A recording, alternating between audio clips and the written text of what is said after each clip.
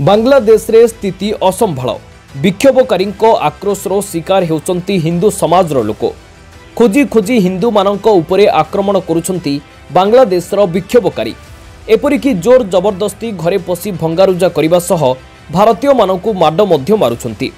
सेथिपई एबे कोलकाता रे आरंभ होईछि आंदोलन जेतेबेले कि बांग्लादेशर प्रधानमंत्री शेख हसीना इस्तीफा दे सारिछंती एवं देश मध्य छाड़ी सारिछंती तथापि विक्षोभकारी दंगा बंद हेबार ना धरुनी। विशेष भाव में यह हिंसा बली पड़ जाइछंती निरीह हिंदू समाज सेठरे तांको उपरे अकथनीय अत्याचार हेबा सह लोकंकु पिटी पिटी मारी देउछंती दंगाकारी। आउ एबे सेमानक सुरक्षा को आखि आगरे रखी कोलकाता रे आरंभ होईछि आंदोलन। हिंदू जागरण मंच तरफरु कोलकाता रे एक विशाल रैली करा जाइछि।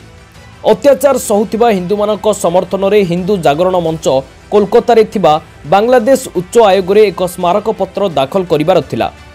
हेले कोलकातार बांग्लादेश हाई कमिशनर बाहर धारा 144 लागू करा जाइथिबा दर्शाई पुलिस मध्य भागरे एही समावेश को बंद करि देइथिला। परे आंदोलनकारी डेपुटी हाई कमिशन ऑफिस बाहर विक्षोभ प्रदर्शन करथिले। तेबे बांग्लादेश रे हिंदू मंदिर तथा हिंदू मानक उपरे एबे अधिक टार्गेट करूचंती विक्षोभकारी। असुरक्षित होई पड़िचंती सेठाकार हिंदू समाज। घरे रहिले विपद घरु बाहरिले भी विपद। सेमाने एबे निज जीवन बंचाइबा पई प्राणपण चेष्टा करुथिबा बेले तांको पई सबु रास्ता किंतु बंद होई जाइछि। तेणु सेमानको सुरक्षा को दृष्टि रखी कोलकाता रे आरंभ होईछि आंदोलन। बांग्लादेश रे विपद रे थिबा हिंदू मानक समर्थन रे आगो को आसीचंती हिंदू जागरण मंचर कर्मकर्तांक सह हजार हजार लोक। तेबे देखा जाऊ बांग्लादेश रे एही परिस्थिति आउ केते दिन रहुछि, हिंदू माने आउ केते दिन एही परि अत्याचार सहुचंती। ब्यूरो रिपोर्ट दिनांक टीवी।